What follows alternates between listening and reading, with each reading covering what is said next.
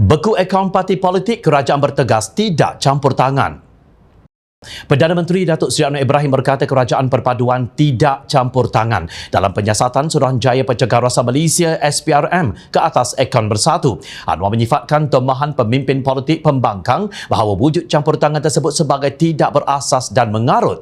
Mesyuarat Jemaah Menteri mengulangi penegasan kita bahawa Badan Penguatkuasa dan Badan Kehakiman Kekal Bebas adalah tidak bertanggungjawab bagi tokoh politik pembangkang yang dalam proses siasatan membuat tomahan campur tangan daripada pihak kerajaan perpaduan. Kita tidak mengulangi sikap menekan seperti pernah dilakukan dahulu dan tidak menggunakan badan-badan ini, katanya di petik media. Mesyuarat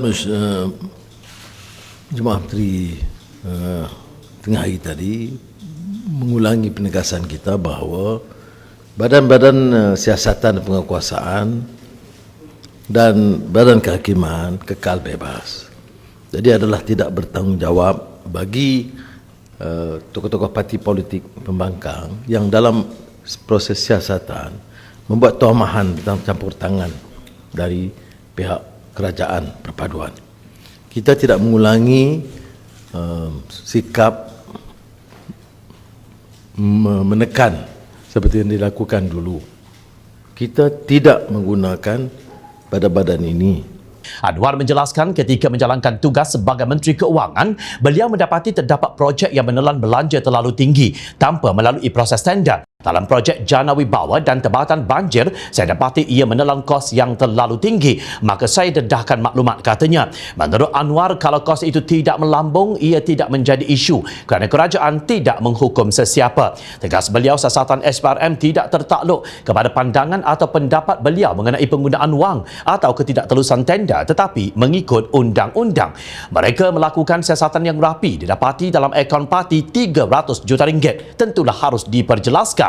Harus pimpinan parti sekiranya mereka bersih sebagaimana diceritakan, dia kena jelaskan kepada badan penyiasat mengapa dalam masa singkat boleh mengumpul wang sebegitu banyak dan dari sumber mana, kepada siapa. Itu tugas SPRM dan barulah dibawa kepada Peguam Negara, jelas Anwar.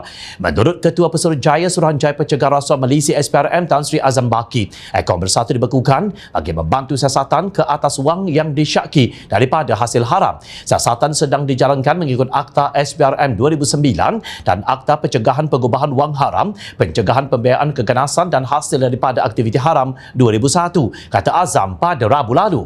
Susulan itu, Setiausaha Agung Bersatu Hamzah Zainuddin menuding jari kepada kerajaan perpaduan.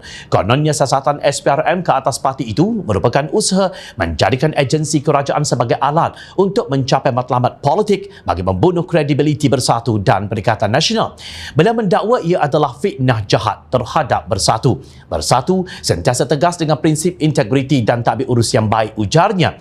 Mengulas mengenai dakwaan Hamzah itu, Ahli Parlimen Ledang Syed Ibrahim Syed Noh berkata sebagai bekas Menteri Dalam Negeri, beliau sepatutnya faham mengenai prosedur siasatan agensi penguatkuasaan. Dakwaan bahawa SPRM diperalatkan, saya rasa ini tidak menggambarkan sedia bekerjasama dan terbuka untuk siasatan. Sebelum ini saya rasa mereka sentiasa sebut bahawa tidak ada bukti yang menunjukkan keuangan disalahguna. Sekarang siasatan dijalankan, janganlah sebut SPRM diperalatkan, katanya kepada Suara Keadilan. Menurut Syed Ibrahim, Hamzah hanya mahu menggunakan naratif bahawa kononnya Perikatan Nasional sebagai mangsa dan itulah juga naratif yang sering diketengahkan oleh PN sejak bergelar pembangkang. Saya rasa sampai masa kita beri peluang kepada proses perundangan itu berjalan. Kita nak pastikan supaya perkara ini kalau benar berlaku jangan berulang pada masa depan, tegasnya. Sebelum membekukan akaun bersatu, SPRM telah memulakan siasatan terhadap RM92.5 bilion dana ransangan pandemik COVID-19 yang didakwa telah diselewengkan ketika Perikatan Nasional merupakan parti utama dalam kerajaan.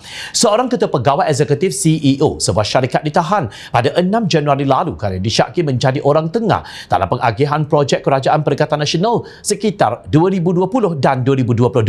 Menurut SPRM, beberapa kontraktor yang disoal siasat mengaku bersetuju membayar komisen sehingga 3 hingga 5% dan dimasukkan ke dalam akaun sebuah parti politik kononnya untuk tujuan pembiayaan politik. Itulah di media sosial nama Adam Radlan yang mempunyai tali persaudaraan dengan Datuk Muhammad Adlan Berhan, menantu Presiden Bersatu Tan Sri Mahyadin Mat Yassin. Suspek itu rupanya ketua bahagian Bersatu Segambut. Untuk rekod, ketika akaun UMNO dibekukan oleh SPRM, pandai pula Mahyadin berkata kata itu bidang kuasa agensi berkenaan membekukan akaun mana-mana pihak yang sedang disiasat kerana melanggar undang-undang negara. Apabila berlaku kepada partinya, maka pemimpin Bersatu berteriak kononnya ia campur tangan kerajaan perpaduan.